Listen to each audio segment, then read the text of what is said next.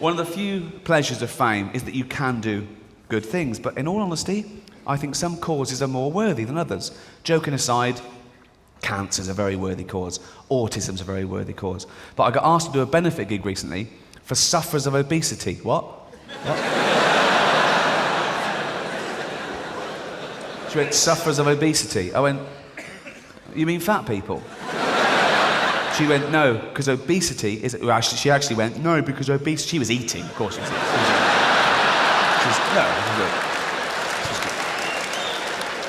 She was peckish between snacks. And, no. But she said, obesity is a disease. No, it's not, is it? You just like eating, don't you? No, it's not, is it? How is that a disease? Oh, I'm so fucking ill. Oh, I'm well ill. I'm really ill. I said to her, what's the disease? She went, everything tastes good. Everything? Yeah, not salads. Salads. Oh, it's not a disease, is it? Leprosy is a disease. Can you imagine Jesus in the temple?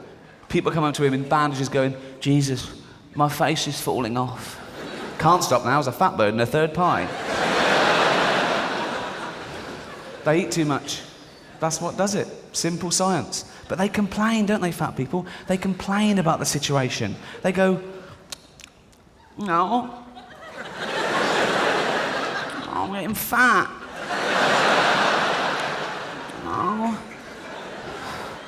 Aeroplane seats. They're not big enough for someone like me. No, they're not. Because if they were, we'd only get 12 fucking people on the plane. Unbelievable. It's not fair. It is fair. That's what happens. And if we're talking about fairness in aeroplanes, why is it I get the same luggage allowance as a bloke who's 40 stone? Why is that allowed? We're both allowed 32 kilograms on the plane. I want to go, no, he used up his 32 kilograms on his tits.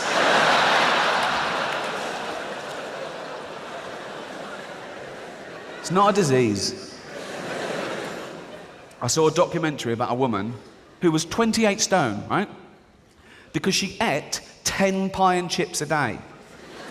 That'll do it. 10 separate meals of pie and chips. That's all she ate. 10 separate trips to the chip shop. In a cab. Didn't even walk that. Wasted calories. So they wired her jaw together. So she liquidized 10 pie and chips a day. Now she's on pie smoothies. Now she's not even chewing. That used up 5 calories. Do you know what I mean? So she gets fatter. They take her to hospital to have that operation where they staple your stomach together. And she's sitting in hospital looking all depressed. Well, you can't eat for an hour before an operation, can you? And she went, it's a really dangerous procedure, but it's the only option left.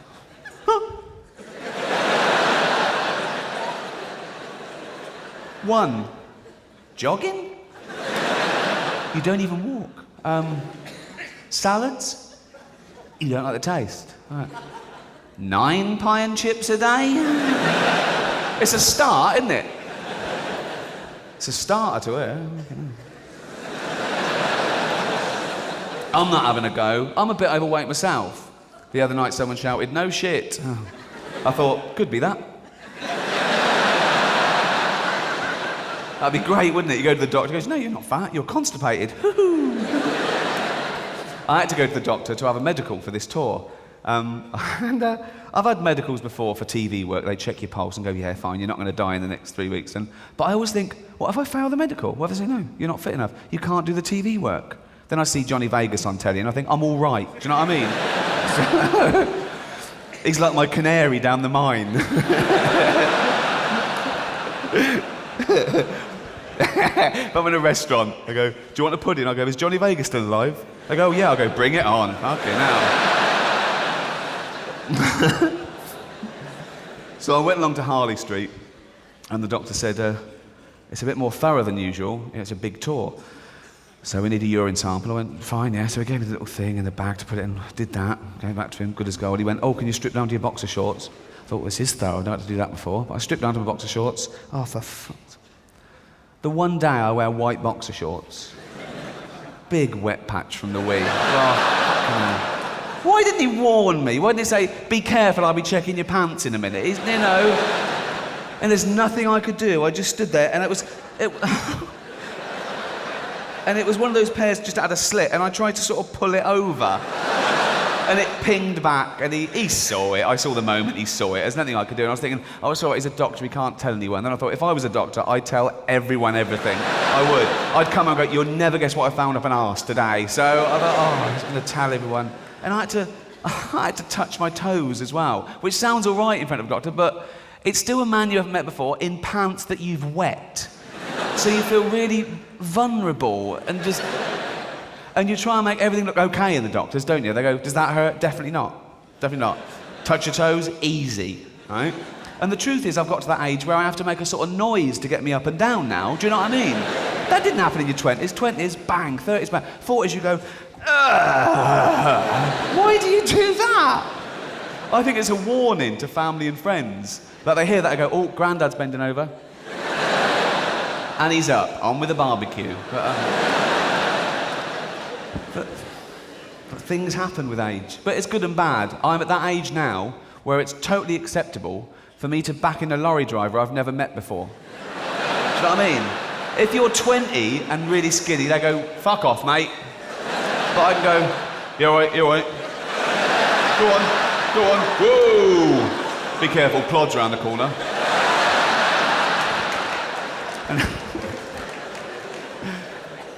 Do you do that? Do you sort of be a bit more working class, a bit tougher with, like, people in boiler suits? All right, mate, yeah. Not too bad, yeah. Do you want a cup of fucking tea? Like that. Anyway, I wet myself. Good.